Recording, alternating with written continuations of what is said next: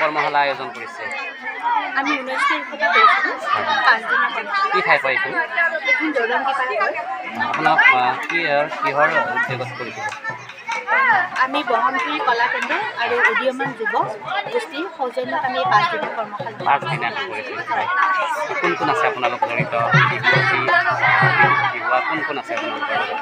বিহু আমাৰ ভাস্বতী আছে আৰু হীৰকজ্যোতি আছে আৰু সমুদ্ৰ আছে আৰু মোৰ বিশিষ্ট প্ৰশিক্ষক হিচাপে ববী তালুকদাৰ বাইদেউ আছে। কেনেকুৱা লাগিছে ইয়াত যি আপোনালোক আয়োজন কৰিছে? কেনেকুৱা সঁহাৰি পাইছে ইয়াত ৰাইজৰ? বহুত ভাল সঁহাৰি পাইছোঁ আমি। অভিভাৱকসকল ইমান ইচ্ছুক, তেওঁলোকৰ মনবিলাক মানে বহুত মানে হেৰি হৈ আছে, মানে ধৰক শিকিবৰ কাৰণে আগ্ৰহী হৈ আছে। তেওঁলোকে যে এইখিনি কৰ্মশালাত মানে আমি এনেই আমাৰ আগতে বহুত দূৰত যাব লাগিছিল, নলবাৰী বা গুৱাহাটীত শিকিব যাব লাগিছিল, আগত পিছে আমাৰ হোৱা নাছিল। এইবাৰ আমাৰ 2য় বৰ্ষ। তেওঁলোকে বহুত আগ্ৰহী যে তেওঁলোকে কিবা এটা শিকিব পাৰিছে বিহুৰ বিষয়ে। সেইটো তেওঁলোকে বহুত মানে ছাত্ৰ ছাত্ৰীয়ে বহুত ভাল পোৱা বুলি মোক জনাইছে। কিমানমান অংশ লৈছে আজি আপোনালোকে? এমাতে 60-70 হৈছে বৰ্তমান।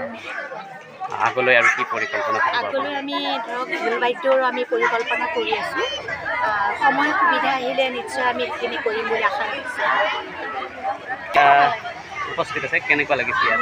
হয়, ভালেই লাগিছে, কাৰণ যিখিনি ভাবি আছিলোঁ সিহঁতে অলপ হ'লেও কিবা শিকিছে।